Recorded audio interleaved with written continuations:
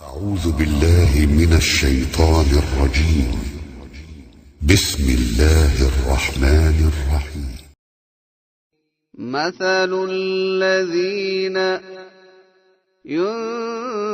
ينفقون أموالهم في سبيل الله كمثل حبة أنبتت 7 سنابل في كل سنبلة 100 حبة والله يضاعف لمن يشاء والله واسع عليم.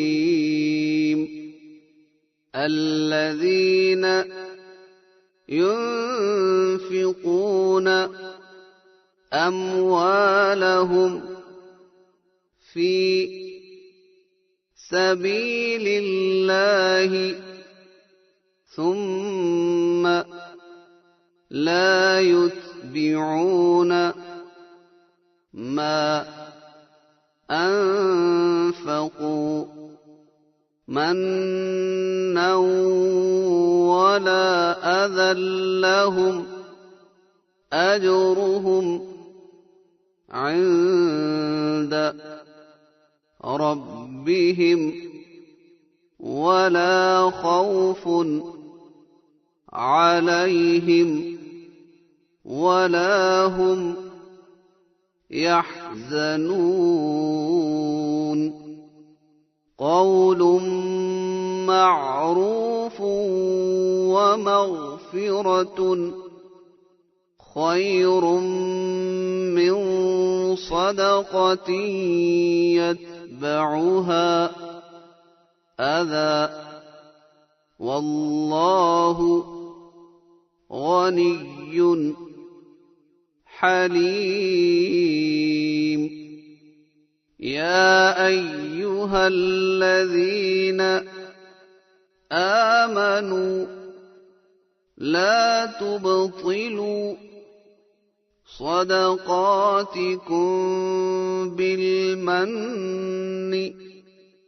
والأذى كالذي ينفق ماله رئاء الناس ولا يؤمن بالله واليوم الآخر فمثله كمثل صفوان عليه تراب فأصابه وابل فتركه صلدا لا يقدرون على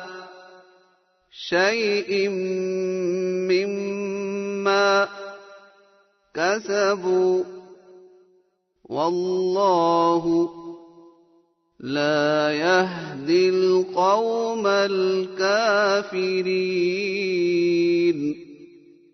ومثل الذين ينفقون أموالهم ابتغاء مرضات الله وتثبيتا من